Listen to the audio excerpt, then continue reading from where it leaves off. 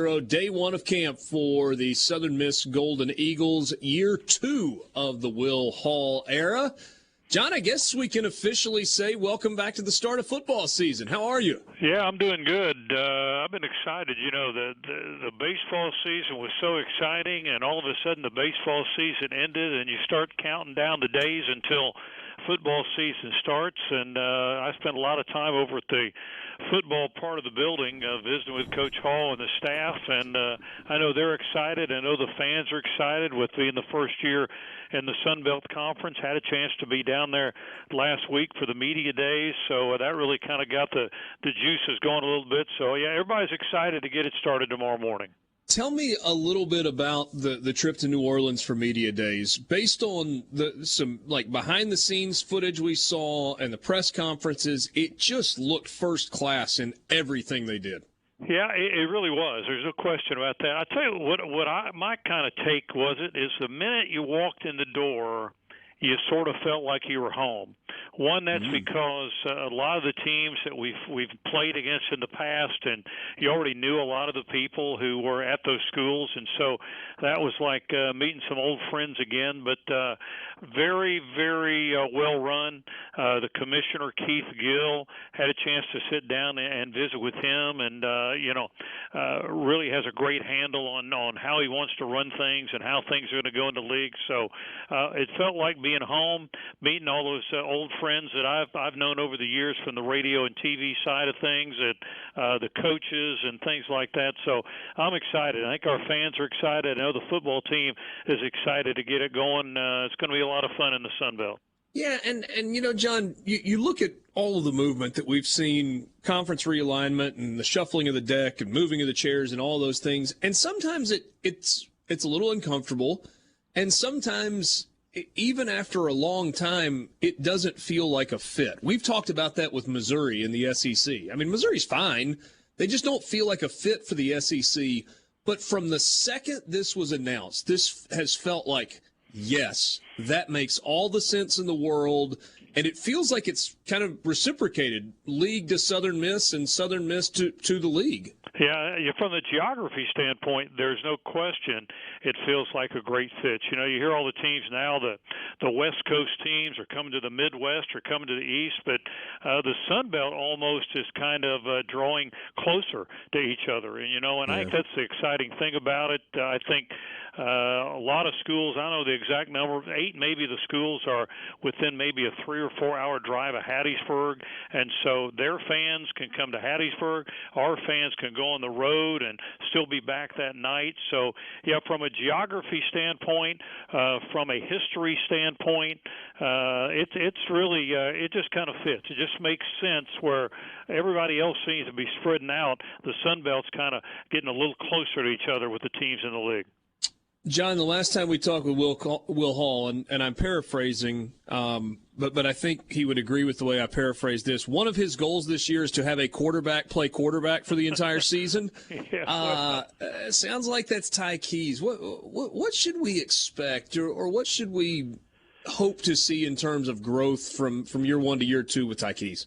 Well, I think number one, just got to stay healthy. I think he had just started to show a little bit of what he could do last year when he got hurt, I guess, in that game out at Rice, not too far into the start of the season. So I think now that he's healthy, and he's one of the guys I want to get a good look at tomorrow when they hit the field for the first time. The first 2 guys at least have a little bit of experience, Ty Keys and then and Lowe are the 2 guys out there. Yeah. For the Golden Eagles, so I'm anxious to watch those 2 guys to see. They all both have gotten better. I know that they've both gotten bigger and stronger and hopefully healthier. But I think Keys has got a chance to be a really good one. I think he's got a great feel for. He has a lot of great communication with Will Hall. I think Will knows what Ty can do. I think Keys knows what Will wants him to do, and I think some of the offense is tailored to do some of the things that Keys can do really, really well. So that'll be one of the stories to watch early on when they hit the field tomorrow. But just being around Keys a lot, he's a sharp guy, loves to play the game. I think he has a great rapport with Will Hall and what Will wants to do. So he'll be one of the keys, no question.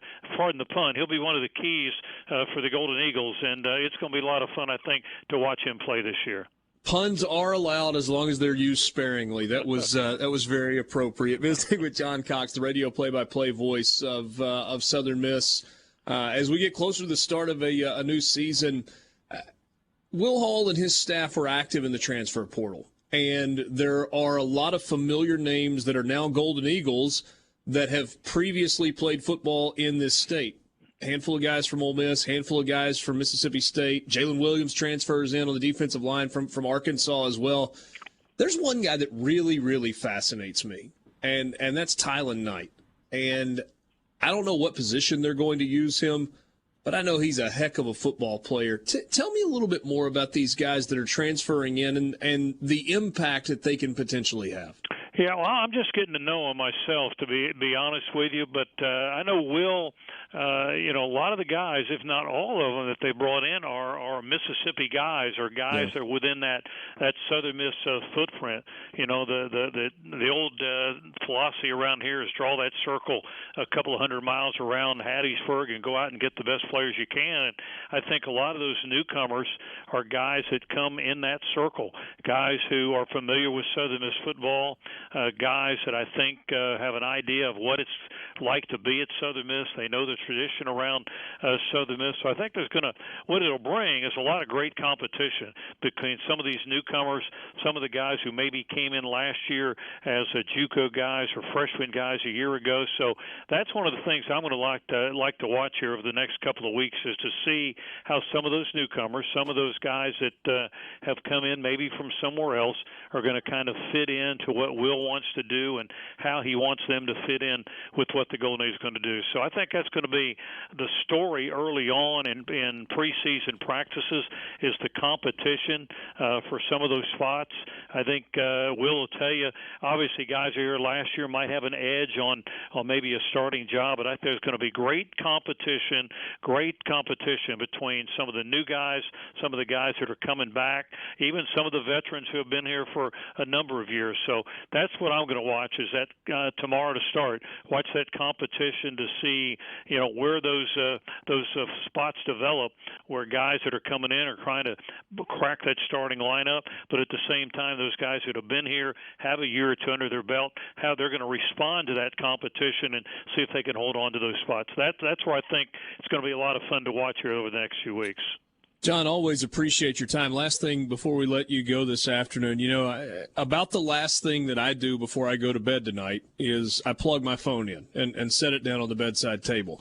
I can't help but wonder if Will Hall has an extension cord that runs like out of his right foot, and he just plugs himself into the wall because I don't know where the energy comes from. It's this infectious enthusiasm that seems to never, ever stop. What's it like being around him in the office? Well, you when you see him, if you see him and you've got a question for him, you better hurry up and ask it, because he's going to be moving at the same time that he answers it. And if you hesitate when you're asking him about something or for something, if you don't do it quick enough, he's gone into another meeting or he's on the phone or doing something. But I don't know if I've ever been around a guy that is so full of energy as he is. He really loves what he does.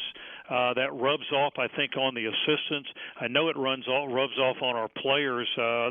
He likes guys that come in there and play with a lot of energy. So a guy that is at it all the time. Although he'd be surprised at the last thing you do at night. I thought maybe you turned the grill off out there in the backyard is what you did. But so Will and I are waiting for our invitation, maybe to watch what you throw on the grill there at your house, and maybe be over there to enjoy that once in a while. Open invitation as long as you bring Scott Berry along too. Well, he'll come. He'll be right there. Yeah, that's another guy. A lot of similarities between Will Hall and Scott Berry. And Scott's, of course, had a lot of success, and I think some of those same things that we see in Scott are a part of Will's program, and I think that's going to make them successful. And those two guys have become pretty good friends, haven't they? Oh, yeah. Yeah, that's a great pair there. Now they lot of similar philosophies. What the way Scott kind of runs his program with baseball, I think Will does the same thing with football. So yeah, they've gotten to be pretty close. And Will loves baseball. He loves to come over there, sit in the radio booth, and after a while he gets tired of that, so he's got to go down and get close to the dugout. But yeah, Scott loves football. Will loves baseball, and so they're a good matchup. John, thanks